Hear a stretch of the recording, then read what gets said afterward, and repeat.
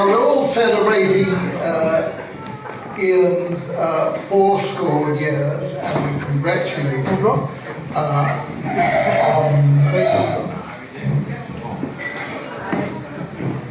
on this.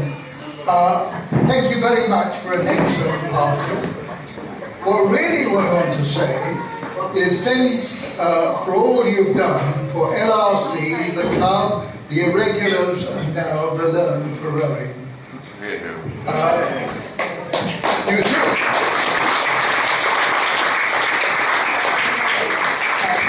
took over from John Pepys, and the plaque for John Pepys is on the wall there above the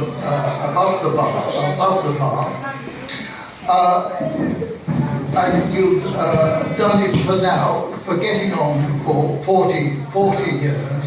You've kept us going, and it's no mean record, really. If it hadn't been for Ian, it would have folded.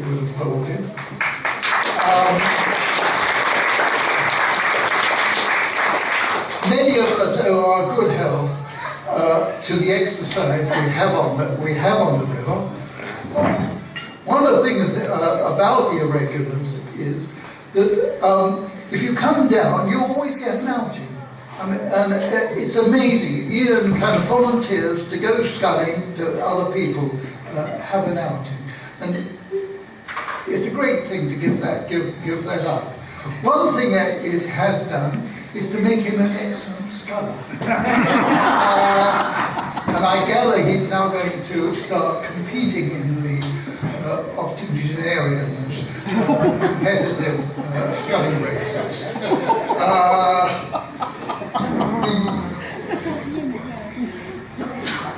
We want to thank you, Ian, for keeping this going. Yes. And it's a great record. Sometime I expect you're going to give up, but not too soon. And it's going to be a great challenge to find somebody to do it as well as you have.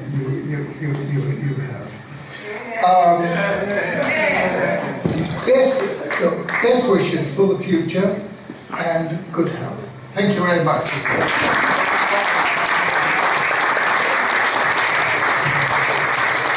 Thank you, John. Ian, I'd just like to add a few words of my own. My name is Stephen Wright, and I'm a fellow rower with all of this lot. Now, to the family members of Ian, I would just say one thing. You think of him as Ian, or grandma, or father, or uncle, or whatever it may be. To us, he is the Commodore. To us at London Rowing Club and the Irregulars, he is the Commodore. Now, this is an important thing. Now, Ian, I personally would like to thank you and Mikey for this wonderful lunch, delicious food, copious wine.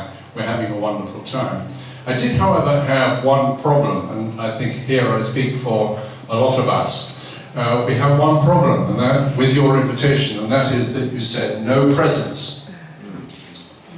Now, we quite understand why you say this, because in your life of travel and of rowing, your house is quite full enough for baubles and bric-a-brac and bits of pots and tin and so on.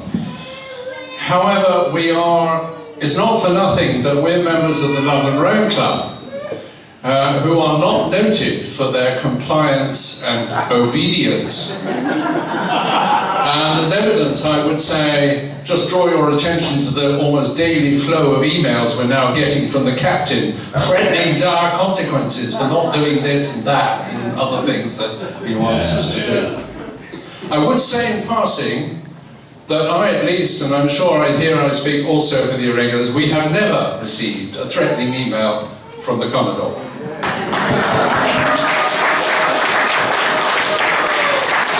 And that is testament to the way in which he leads us. He leads us gently, quietly, without actually issuing instructions, but somehow everybody always does what they're told. Because the Commodore operates with his little stubby pencil and his little pad of paper, and somehow he magics up solutions every Sunday and every Wednesday and arranges for us to do what we all came to do.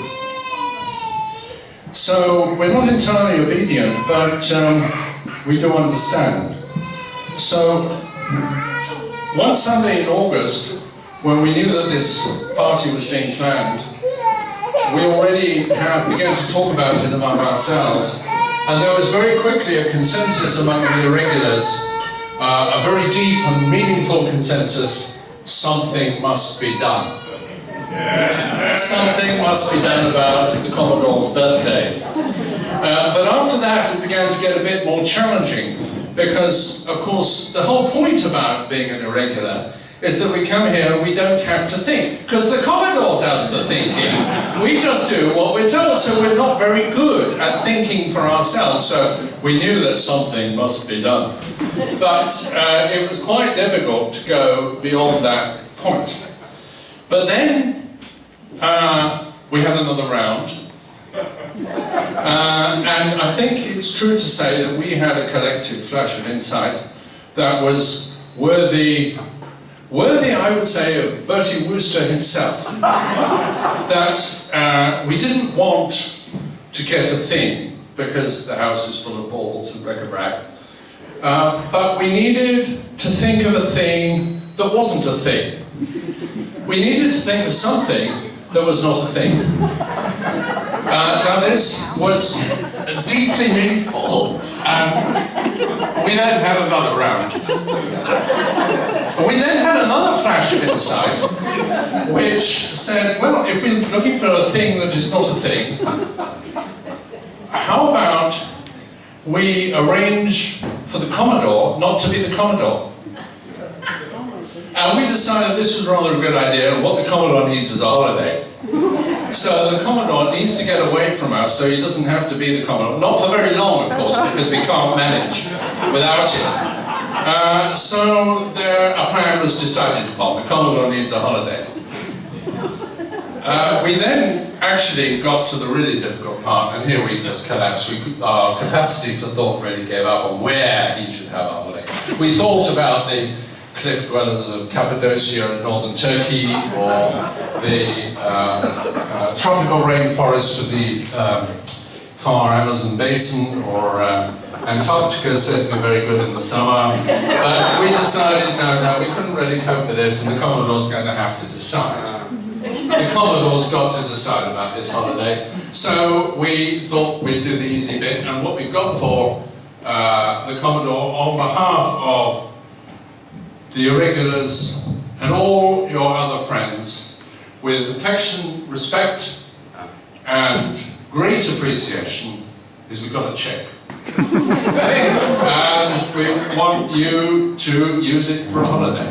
And it's a very modest cheque, but I'm pleased to say at the same time it's a very large cheque. And here it is. Ian, if you'd like to come and receive your cheque, I would like to now present it to you. Ian Lawrenson. A large cheque from all your friends in London Rainbow.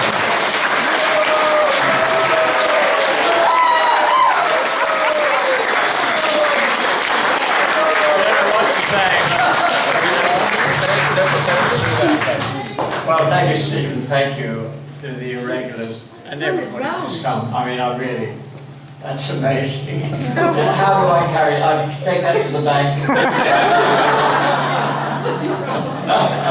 Oh, well, I You take that to the bank of LRC anyway. That's for you. Thank you very much.